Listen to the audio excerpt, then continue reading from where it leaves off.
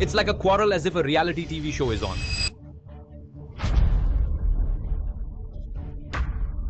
Here, direct allegations are being made that Donald Trump is a Russian agent, codename Krazen. Trump was identified and cultivated as a Russian agent 40 years ago. Additionally, he talks about buying Gaza in Palestine. Weekly extortion is taking place here, demanding all our money for protection. Threaten other countries, blackmail them, talk about seizing their resources, or directly talk about colonizing or invading them.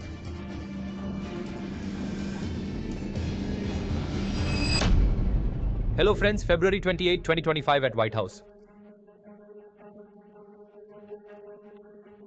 A meeting was taking place between Volodymyr Zelensky. US Vice President J.D. Vance was also sitting beside, and also present was. Many media outlets were broadcasting everything live through cameras. Behind, White House chefs were setting up plates for food, and in the meantime, an unprecedented event occurs in modern diplomatic history today. Has never been seen. You are gambling for World War III. This meeting turns into a quarrel. It's like a quarrel as if a reality TV show is on. For this stupid president, we...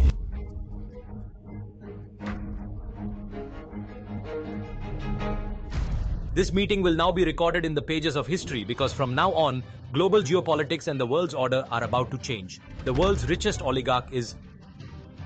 Elon Musk is saying that America should withdraw from the United Nations and NATO. USA has already pulled out of the World Health Organization and the Paris Climate Agreement. And Trump's America is getting closer to its decades-old enemy Russia. The situation has deteriorated so much that some people are making direct allegations. Donald Trump is an undercover agent of Putin. What impact all of this will have on the entire world? Let's understand this whole issue in depth for today's viewers.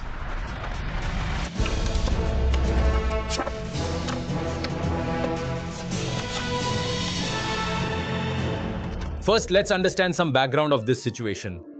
On February 24, 2022, Russia invaded Ukraine. After that, the Russia-Ukraine war began.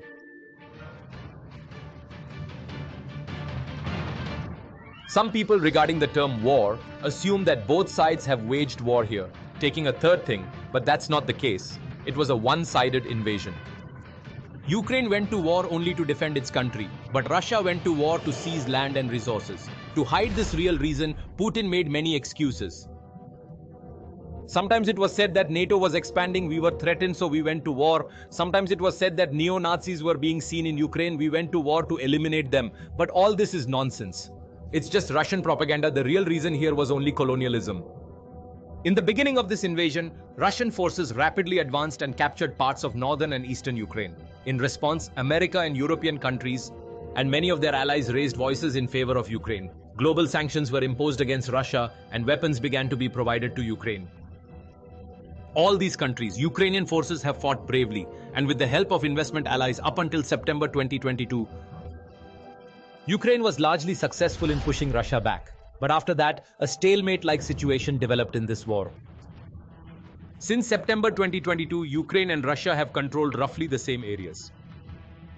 And still today, the same area is under the control of both countries. For the past 3 years, the fight has continued. Millions of people are dying on both sides. But Ukraine is unable to regain control over the remaining parts of its country. And neither is Russia able to seize the remaining territories of Ukraine.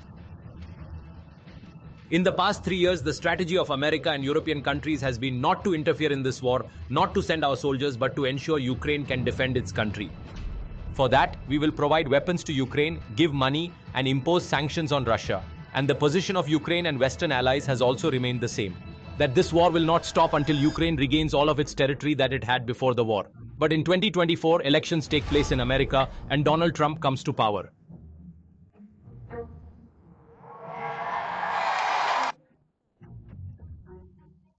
Did it escalate or not? He had even said during his election campaign that as soon as he becomes president, he would stop the Russia-Ukraine war in a day.